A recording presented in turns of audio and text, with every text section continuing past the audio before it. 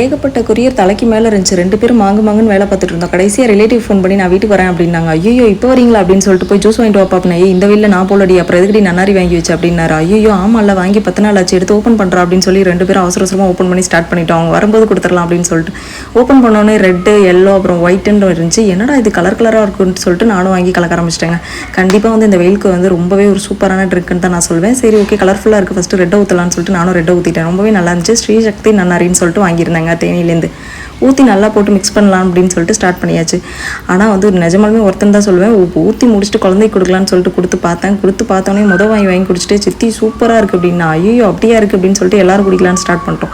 எல்லாரும் குடிக்கும் போதுமே ரொம்ப நல்லா இருந்துச்சு. சரி நீங்களாம் குடிக்கிறீங்க ஓகேன்னு சொல்லிட்டு பார்த்தா பிறந்த குழந்தை அதை எடுத்து பிடுங்கி குடிக்குது, எனக்கும் கொடுங்கன்னு. ஐயோ நீ பால் மட்டும் தான் குடிக்கணும், இதெல்லாம் குடிக்கக்கூடாதுன்னு சொல்லி அவ கையிலேருந்து நாங்களும் பிடிங்கிட்டு அதுக்கப்புறம் உட்காந்து வந்தவளுக்கு ஜூஸை குடிச்சிட்டு பர்ச்சேஸ் பண்ண ஆரம்பிச்சிட்டாங்க. உங்களுக்கும் வந்து நன்னாரியோட டீட்டெயில்ஸ் வேணும் அப்படின்னா நான் டிஸ்கிரிப்ஷனில் டீட்டெயில்ஸ் கொடுக்குறேன், பார்த்துட்டு